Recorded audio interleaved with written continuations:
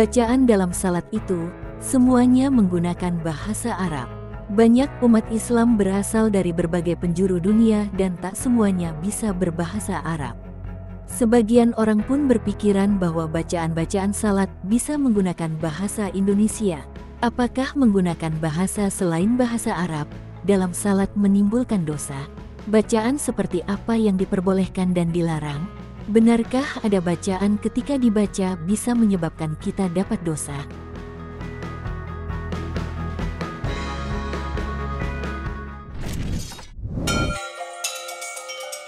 Saat melakukan sholat, ada bacaan-bacaan yang wajib kita baca seperti Al-Fatihah di setiap rakaat. Ada juga bacaan-bacaan sunnah, seperti surah-surah pendek yang dibaca di 2 rakaat awal. Lalu, apakah kita bisa menambahkan doa-doa pribadi yang bersifat duniawi? Syekh Ali Jumah punya jawabannya. Beliau mengatakan bahwa orang yang sholat boleh berzikir dan berdoa asalkan tidak bertentangan dengan hadis dan Al-Quran. Pendapat ini didasarkan pada argumen Imam Ibnu Hajar Al-Asqalani. Beliau berkata, Imam Ibnu Hajar dalam Fathul Bari, saat menjelaskan sabda Nabi mengenai doa yang dibaca setelah tasyahud. Kemudian orang itu dipersilahkan berdoa dengan sesuatu yang mengagumkan dirinya dan orang itu pun berdoa. Berdoa memohon untuk kebaikan duniawi.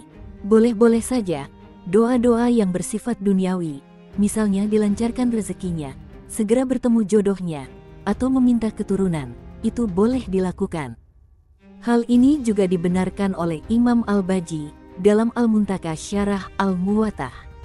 Beliau berkata, hal ini sebagaimana Imam Malik berkata, tidak masalah, berdoa dalam sholat mahtubah dan lainnya dengan bentuk doa sesuai yang dikehendaki, baik berupa doa ukhrawi ataupun duniawi, baik yang sesuai dengan doa dari Al-Quran ataupun mengarang sendiri. Kita mungkin sudah melakukan sholat selama puluhan tahun, tapi ternyata ada fakta penting yang harus kita ketahui mengenai surah-surah yang dibaca setelah Al-Fatihah. Dalam sholat selama ini mungkin kita terbiasa membaca surat-surah pendek tanpa memperhatikan urutannya. Ternyata hal ini berbeda dengan yang dilakukan oleh Rasulullah Shallallahu Alaihi Wasallam. Beliau sangat jarang membaca surah-surah yang pendek, misalnya Anas atau Al-Falaq, kecuali dalam perjalanan saat sholat subuh. Rasulullah Shallallahu Alaihi Wasallam terbiasa membaca surah Qaf pada rakaat pertama dan surah Ar-Rum pada rakaat kedua. Beliau juga pernah membaca surah At-Tawir, begitu juga dengan surah Az-Zalzalah. Nabi Shallallahu Alaihi Wasallam memilih membaca surah yang tergolong panjang ketika sholat. Hal ini pernah dialami sendiri oleh salah seorang sahabat. Dari Abu Sa'id Al-Khudri, ia berkata, suatu ketika sholat zuhur ditunaikan, lalu seseorang pergi ke perkampungan Baki dan ia melaksanakan aktivitasnya di sana. Kemudian ia berwudu lalu mendatangi jamaah sholat dan Rasulullah Shallallahu Alaihi Wasallam masih berada pada rakaat pertama, karena saking panjangnya apa yang beliau baca. Hadis riwayat Muslim. Selain itu, Rasulullah Shallallahu Alaihi Wasallam memilih surah secara berurutan. Hal ini dibenarkan oleh Imam Nawawi dalam kitab At-Tibyah. Beliau mengatakan bahwa Al-Quran tak semata-mata disusun secara berurutan. Namun ada hikmah di balik hal tersebut. Karena itu, sudah sepatutnya ketika kita membacanya mesti berurutan. Hal ini juga berlaku ketika sholat. Misalnya membaca surah Al-Baqarah di rakaat pertama, kemudian di rakaat kedua membaca surah Al-Imran, begitu seterusnya. Nah, bagaimana jika pada rakaat pertama kita membaca surah Anas? Imam Nawawi meriwayatkan, buat sebagian ulama mengatakan, setelah membaca surah Anas dilanjut dengan surah Al-Baqarah pada rakaat kedua. Lalu bagaimana jika ada orang yang setelah membaca surah Anas di rakaat pertama, kemudian malah membaca surah Al-Ikhlas di rakaat kedua? Imam Nawawi menyatakan bahwa hal ini tidak dihukumi boleh. Walaupun ada sebagian ulama yang juga membaca surah-surah secara tidak berurutan dalam sholat, namun sebagian lainnya tetap tidak menyukai orang yang membaca Al-Quran tanpa memperhatikan urutan.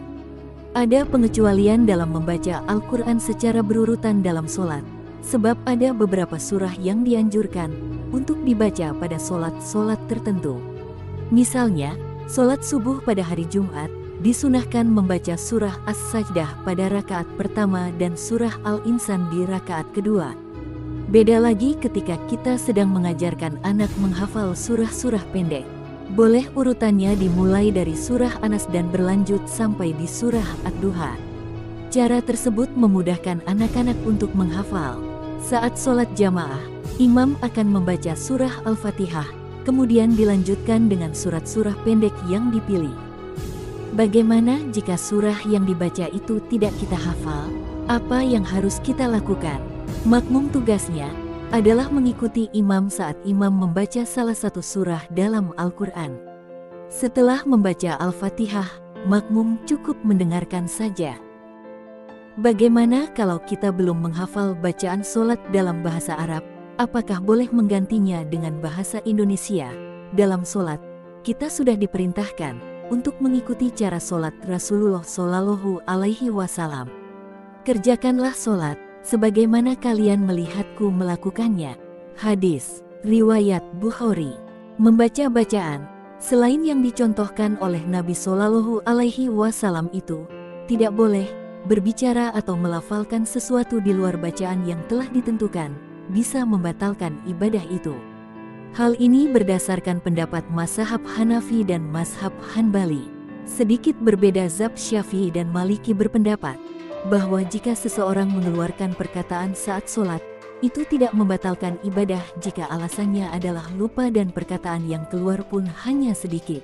Larangan berbicara saat sholat sebenarnya telah diperingatkan oleh Allah Subhanahu wa Ta'ala. Berdirilah karena Allah dalam sholatmu dengan khusyuk. Quran Surah Al-Baqarah ayat 238. Rasulullah Shallallahu Alaihi Wasallam tidak pernah memberikan keringanan perihal bacaan solat yang berbahasa Arab. Namun ada solusi yang ditawarkan dalam kitab Sunan Abu Daud. Rasulullah Shallallahu Alaihi Wasallam memberikan cara bagi orang-orang Arab terdahulu yang belum hafal Al-Fatihah. Beliau bersabda, dan jika tidak bisa berbahasa Arab, hendaklah bertahmid, bertakbir dan bertahlil. Ada ibadah yang tidak bisa ditawar-tawar, misalnya cara haji, makanan yang diharamkan, begitu juga dengan cara sholat. Tak ada tawar-menawar dalam hal bacaan sholat, baik gerakan maupun bacaan. Semua harus kita kerjakan sesuai dengan petunjuk yang diberikan Nabi Shallallahu Alaihi Wasallam, tak boleh dikurangi ataupun ditambah.